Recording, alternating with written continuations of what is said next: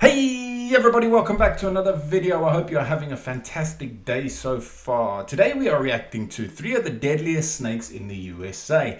And that's because Garen over here, Hi. he wanted to do a reaction with me, but it had to be something to do with snakes or hockey or something like that. And we haven't done a snake one yet, so I thought, oh, we'll do a snake one because we both love snakes. I've never really been scared of snakes. I've been bitten by a couple venomous ones in South Africa when growing up there.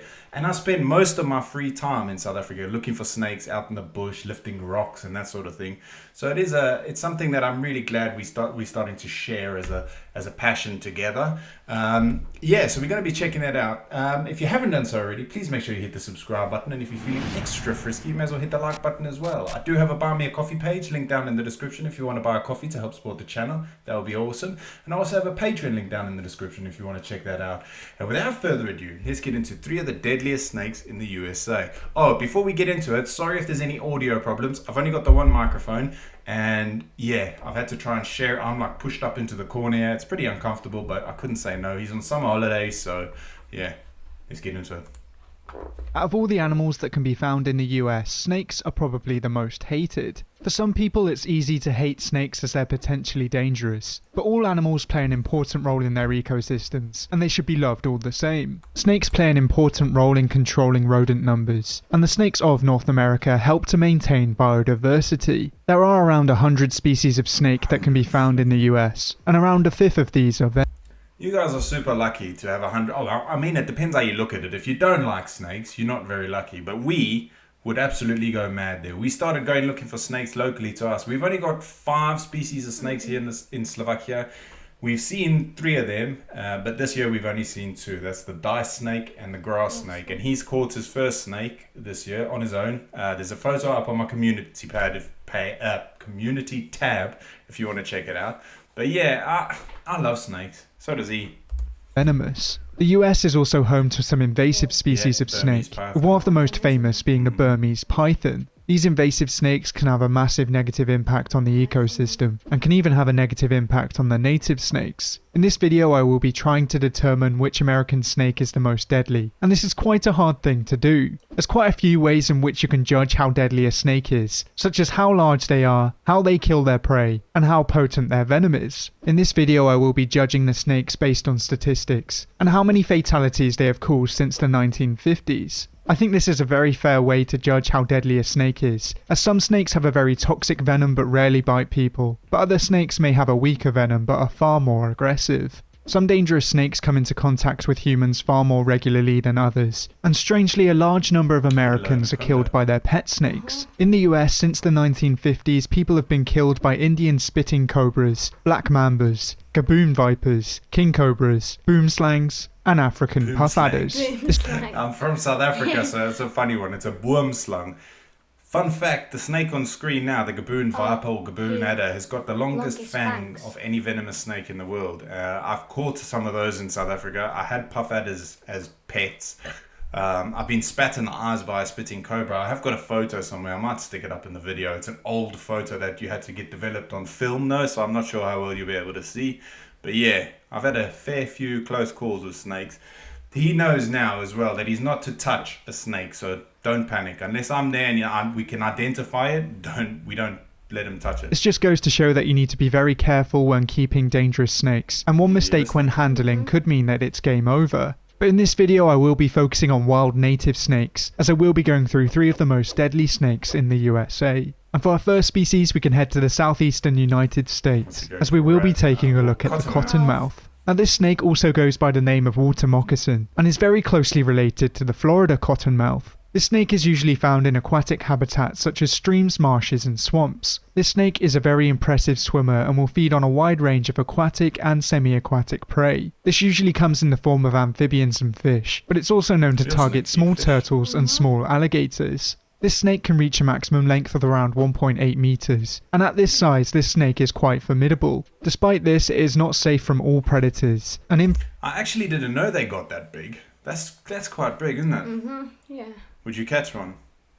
If you let No. me. Florida, invasive Burmese pythons have been seen feeding on these snakes. This snake is often confused with the common water snake, which is a non-venomous species. You should still approach both of these snakes with care, but the cottonmouth is still the more dangerous of the two. If you approach a cottonmouth, it may respond by coiling its body up and displaying its fangs, and this is where you'll see dangerous of. Can you tell any differences between the two?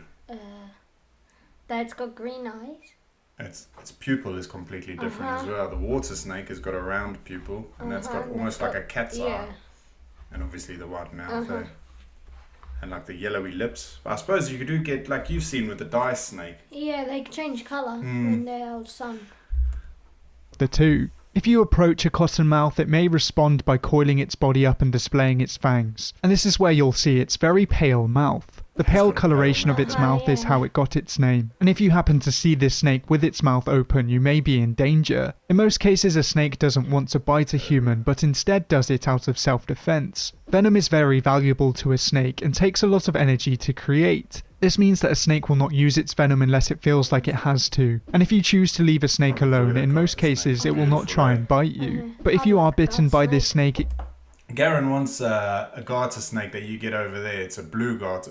What was it called? Eastern garter snake there in the States. They are beautiful. Can prove fatal because it does have quite toxic venom. This snake's venom is cytotoxic and destroys tissue. If a victim is not able to get medical attention, it can prove fatal. But in most cases it can be treated, although some bad bites can require amputation. Even though 2 to 4 people are bitten by this snake each year, these bites are often successfully treated. Only? I thought there was going to be more than that the way this guy's going. I thought there was going to be like 70 or something. And the snake that bites the most people in South Africa?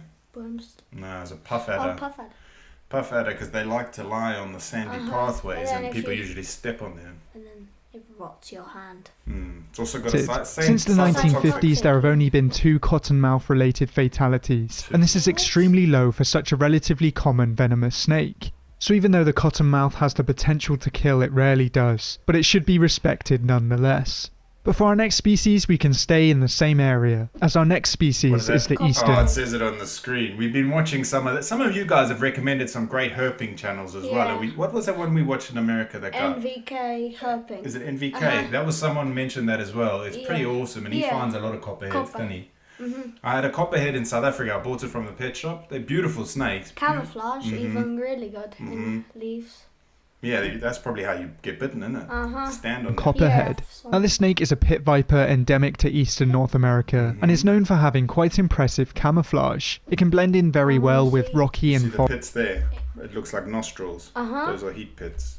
Forest environments. And this means that it can be easy to accidentally step on this snake and receive a nasty bite. This snake is known for having quite a few separate populations, and these populations can differ in size and coloration. At one point this snake was thought to have multiple subspecies, but today they are all classed as the eastern copperhead, apart from the broad-banded copperhead, which is its own species. Copperheads are known for being semi-social, and this may seem like a strange way to describe a what's up? snake. Although they hunt alone, they usually hibernate in communal dens, and they often return to the same den each year. Copperheads can be found in a wide variety of habitats, from terrestrial to semi-aquatic. In some cases they can be found in urban and suburban areas, and this is where most fatal bites occur. In the wild they mostly feed on mice, small birds and lizards, but are also very capable of feeding on other snakes. This species has a slightly smaller maximum length than the cottonmouth, maxing out at around 1.35 meters. Copperheads are generally not aggressive, and bites are rarely fatal. In most cases bites occur when they are stepped on, or when people do not notice that they are there. In some cases they will even give dry bites which involve no venom whatsoever. Despite this, if you are injected with a healthy amount of venom, it can prove fatal, as they have a hemotoxic venom which causes tissue damage, swelling and necrosis. As I've covered, fatalities are rare, and since the 1950s there have only been 6 reported copperhead fatalities. Their venom is thought to be slightly less toxic than... 6 people died from them, but I would think the way he's gone on in the 3 of the Deadliest, I thought I was watching this video last time. He was going herping and he stood on a copperhead in the leaves and it bit him. Yeah, I thought there were going to be higher numbers of fatalities. I wasn't looking forward to it, so before you say, you're there for the gore, I just thought there would be. Than the cottonmouth. But this just goes to show that the snake with the most potent venom isn't always the most deadly.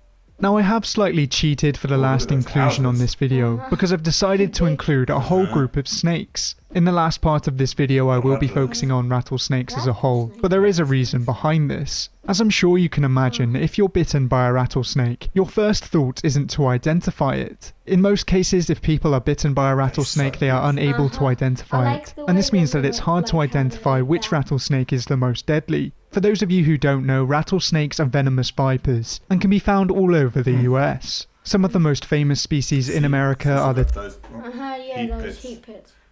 And can be found all over the US. Some of the most over there. There's the nostrils, and then it's got the heat pits. It looks like its nose though. Yeah. The nostrils. When I was growing up in South Africa, there was a guy who lived in our town. His name was Uncle France, and he'd caught everything. If there's any mambas or anything, they'd call him. And black mamba is probably one of the only snakes that I can think of in South Africa that I didn't catch, and it was because of his advice. He said to me, Jono, if you're ever out in the bush and you get bitten up by a black mamba, the best thing to do is find a shady tree, put your head between your legs and kiss your ass goodbye. And that stuck with me, so I never messed with them. There's a guy who does that. What's that? Snakes in the City. Yeah. He catches black mambas. mambas. He sweats bullets. The most famous species in America are the timber rattlesnake, the eastern diamondback, the western diamondback, and the Mojave. Out of these species, the Mojave has the most potent venom, and is also known for being one of the most aggressive rattlesnakes. Despite this, it is nowhere near the most deadly, mostly because it's found in desert environments with very few people. The eastern diamondback rattlesnake is the largest rattlesnake species in the US, but once again it is not the deadliest. That title goes to the timber rattlesnake, and this is mostly due down to where it's found. This species is endemic to eastern North America, and is often found in heavily populated areas. Because it has such a wide range, it has quite a few subspecies, and once again these subspecies vary in size and coloration. Like all rattlesnakes, it has a rattle at the end of its tail, and this rattle acts like a warning to would-be predators. You'd think that this rattle would make it easy to avoid this snake, but as the stats show, quite a lot of people are bitten by these snakes. These snakes can reach a maximum size of around 2 meters long, and in their native range they feed on typical prey for a snake, such as small mammals, birds, frogs, and even other snakes. To take these prey items down, it of course uses its venom, and this snake is known for having very long fangs, and also a very high venom yield. The toxicity of this snake's venom depends on where it's found, as in some states it's known for having a highly toxic venom, whereas in other states it's known for being very mild. If you're unlucky enough to be bitten by a very toxic timber... I don't know if that's factual, to be honest with you. I'm no expert by any means, but I don't know how moving from one region to another is going to affect the potency of the venom. But maybe. A rattlesnake, it could prove fatal, because since the 1950s there have been at least 14 timber rattlesnake related fatalities, and as most snakes involved in rattlesnake fatalities go unidentified, this number could be a lot larger. If you see this species in the wild, you really should watch it from a distance, and you should give it the respect that it deserves. If you know of any other snakes that you think I should have included in this video, then let me know down in the comments below. But thank you for watching, I hope you enjoyed. If you liked it, please leave a like and subscribe if you want to see more videos like... Well, I wasn't expecting them to have... I thought the way the video was presented, I expected them to have a lot higher potency of the venom. But I suppose they're still dangerous, aren't they? We're pretty lucky we've only got the one venomous snake here, so there's only one you've really got to worry about. Like 100 species though of snakes. Yeah, I'd love that. It would make, he's like, let's go herping. And I'm like, yeah, it's great fun, it's awesome to be out, but sometimes it gets a bit boring when you're just finding two different kinds of snakes. One that you can't even touch. Well, that's the adder. Yeah, no, and oh yeah, the Ascalapin or something snake. And then you got the smooth snake. We've never seen that. We've only seen the adder, the grass snake, and the dice snake. Yeah. Anyway, thank you so much for watching, guys. If you haven't done so already, please make sure you hit the subscribe. Otherwise, I'm going to beat Garen up. No, I'm joking. I'm joking. Anyway, have a great day and have an awesome rest of your weekend. Peace. Bye.